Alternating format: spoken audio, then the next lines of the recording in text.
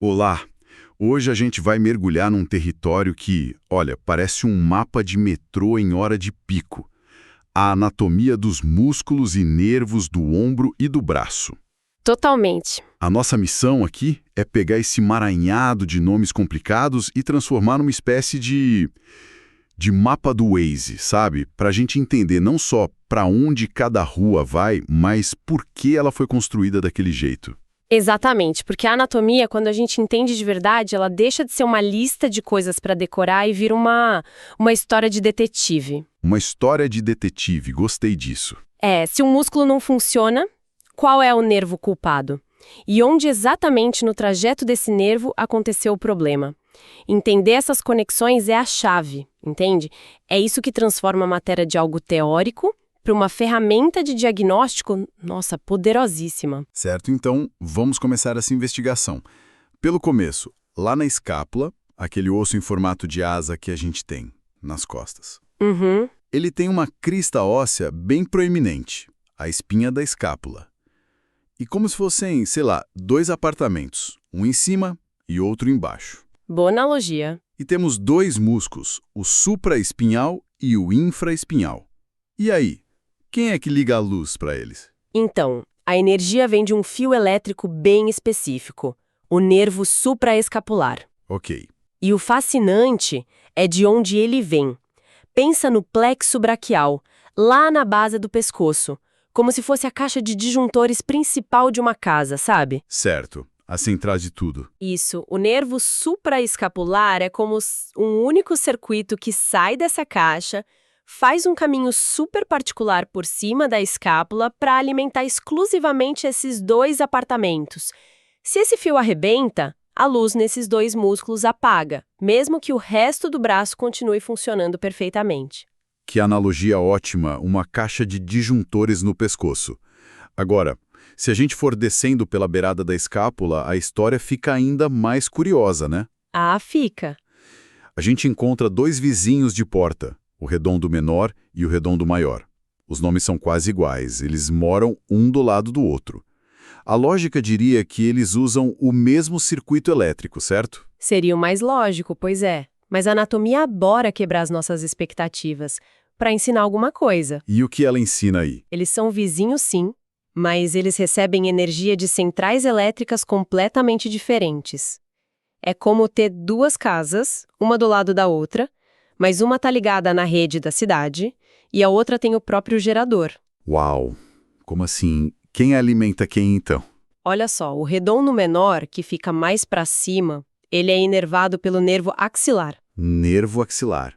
E esse é o mesmo nervo que alimenta o deltoide, aquele músculo grande que dá o formato arredondado para o nosso ombro. Eles são parceiros de função, então, compartilham a mesma fiação. Ah, entendi. Então a ligação não é por vizinhança, é por parceria de trabalho. Faz sentido. Exato. E o redondo maior, o vizinho de baixo? Ele segue uma lógica totalmente diferente. Quem o alimenta é o nervo subescapular inferior, que, bom, como o nome já entrega, também dá energia para o músculo subescapular. Entendi. Isso prova um dos princípios mais elegantes da anatomia. O corpo não organiza os nervos por CEP, sabe? Mas sim por função compartilhada e pela origem no desenvolvimento embrionário. A proximidade física pode enganar. E muito. Isso muda tudo. Não é um mapa de ruas, é um mapa de linhas de metrô, onde estações próximas podem pertencer a linhas totalmente diferentes. Perfeito, é isso mesmo. Agora, vamos seguir o trajeto de uma das linhas principais desse mapa. O nervo radial. A jornada dele pelo braço é uma verdadeira aventura. É uma odisseia. Ele sai de trás do ombro, dá uma volta em espiral pelo osso do braço, o húmero, passando por um canal chamado sulco espiral. Ok. Depois, ele emerge mais para frente, passa perto do cotovelo e, num momento crucial, ele literalmente mergulha no meio de um músculo chamado supinador, como se fosse um submarino. Cada ponto desses é um lugar em potencial para ele ser, sei lá, comprimido ou lesionado. E nesse caminho ele vai se modificando, né? Não é o mesmo nervo do começo ao fim. Exato. Depois que ele passa do cotovelo, mais ou menos uns 7 centímetros abaixo da linha da articulação, ele chega numa grande bifurcação. Sei. Ali, ele se divide em dois. Um ramo superficial, que é puramente sensorial, vai cuidar da sensibilidade do dorso da mão, e um ramo profundo, totalmente motor, chamado nervo interósseo posterior. É esse ramo profundo que vai comandar a maioria dos músculos que esticam os dedos e o punho. Entender essa divisão é fundamental. Nossa, é um volume de informação que pode ser intimidador. Lembrar cada ramo, cada músculo que ele inerva, cada ponto de referência. É um desafio gigantesco, especialmente para quem está estudando sob a pressão de uma prova de residência, por exemplo. Sem dúvida. E não adianta só ler, né? O conhecimento precisa ser testado, aplicado em cenários diferentes, até que o raciocínio fique quase automático. É preciso criar um mapa mental que funcione sob pressão. E para quem está exatamente nesse barco, se preparando para provas e precisando dominar esse nível de detalhe, vale a pena conhecer as ferramentas certas. É por isso que, se a pessoa é estudante e quer se preparar de verdade, a dica é entrar agora em medcob.com.br, baixar o app e aproveitar o maior banco de questões do Brasil, com provas anteriores de todas as instituições, questões comentadas, resumos práticos, aulas completas e flashcards prontos para revisar onde quiser. Exato. Mas voltando à prática clínica, dominar esses detalhes é o que diferencia um bom diagnóstico. E é aqui que a teoria fica fascinante, quando a gente vê o que acontece quando essa fiação falha. Vamos explorar esses cenários de lesão do nervo radial. Se o problema acontece lá em cima, no sulco espiral do úmero, o que acontece? Aí o apagão é geral.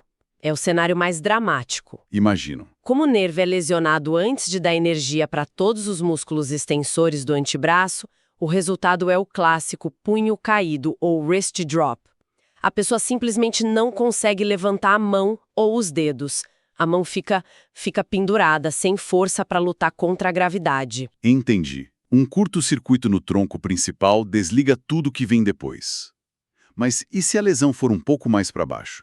Digamos que o nervo escapou ileso do sulco espiral, mas foi lesionado um pouco antes do cotovelo. O resultado é o mesmo? Não. E aí começa a sutileza do diagnóstico. Nesse caso, o músculo tríceps, que é o grande extensor do cotovelo, é poupado. Ah, Isso porque os ramos que vão para ele saem do nervo radial antes do sulco espiral. Então o paciente consegue esticar o cotovelo com força total, certo. mas o punho e os dedos continuam caídos. Já é uma pista importante sobre a localização do problema. Ok, então já dá para diferenciar uma lesão alta de uma mais baixa. Mas e o cenário mais específico de todos? O que acontece se a lesão for só naquele ramo motor profundo, o nervo interósseo posterior, depois que ele já mergulhou no músculo? Esse é o cenário mais elegante.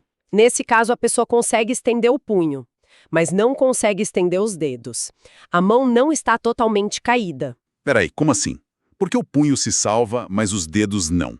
Não são todos controlados pelo mesmo sistema de extensão? Essa é a pergunta de ouro. Ah, O punho se salva porque os dois principais músculos que fazem a extensão dele, o extensor radial longo e o curto do carpo, recebem seus comandos do nervo radial antes dele se transformar no nervo interósseo posterior.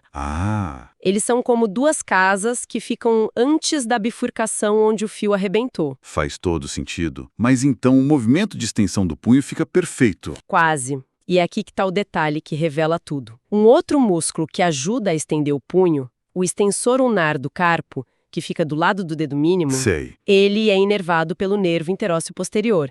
Ele fica sem energia. O resultado é um sinal clínico belíssimo. Quando a pessoa estende o punho, a mão não sobe retinha.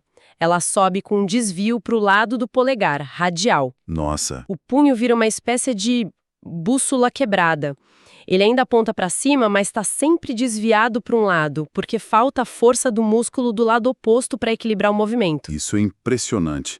É o tipo de detalhe que, se você não souber o que procurar, passa completamente despercebido. É a diferença entre dizer, o punho está fraco, e dizer, a lesão está exatamente no ponto onde o nervo interósseo posterior entra no músculo supinador. Exatamente. Ele é a história que o corpo está contando. Falando em sinais visíveis, existe um lugar no corpo que é quase uma janela para a anatomia do punho. Tem um nome curioso. A tabaqueira anatômica. Ah, sim. É aquela covinha que se forma na base do polegar quando a gente estica ele, né? O que tem de tão especial ali? Pensa na tabaqueira anatômica como um hotspot clínico. Ela é um pequeno vale formado por tendões. De um lado, o tendão do extensor longo do polegar. Do outro lado, os tendões do extensor curto e do abdutor longo do polegar. Mas o que importa mesmo é o que está dentro desse vale. Certo. E o que a gente encontra nesse hotspot? Num espaço minúsculo, você tem um mapa de diagnóstico em miniatura. Bem debaixo da pele, passando por ali, está aquele ramo superficial do nervo radial que a gente mencionou. O da sensibilidade. Isso, o que cuida da sensibilidade. Por isso que um corte nessa região pode deixar o dorso do polegar dormente.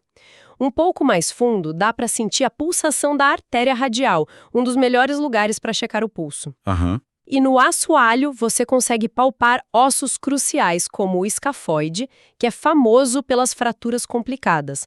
Uma dor bem ali, depois de uma queda, é um sinal de alerta importantíssimo. É uma quantidade absurda de informação crítica numa área do tamanho de uma moeda. Agora, para a gente fechar o ciclo e conectar tudo, vamos voltar para o ombro onde a gente começou. Vamos lá! Falamos do supraespinhal, infraespinhal e do redondo menor. O que une esses três músculos? O que os une é a missão. Se o nervo radial é o maestro da extensão, esse grupo é o time de especialistas em rotação e estabilidade do ombro. Eles formam a maior parte do famoso manguito rotador. Certo. E a prova final de que eles trabalham em equipe é o destino deles. Os três, supraespinhal, infraespinhal e redondo menor, se inserem exatamente no mesmo ponto do húmero, numa proeminência óssea chamada tubérculo maior. Eles se agarram juntos ali para girar o braço para fora, como no movimento de dar sinal para parar o trânsito. Um time funcional que se prende no mesmo lugar faz todo sentido. E o quarto membro dessa equipe do manguito rotador? O quarto membro é o subescapular. Ele joga no mesmo time, mas com a função oposta, a rotação para dentro. Ah, ok. E, seguindo essa lógica funcional, ele se insere num ponto diferente, o tubérculo menor do húmero. E lembra do redondo maior, aquele vizinho que tinha fiação diferente? Lembro. Ele fica de fora do clube. A inserção dele é mais para baixo, mostrando mais uma vez que na anatomia a função e o destino final são mais importantes que a vizinhança. Então, o que a gente tira disso tudo?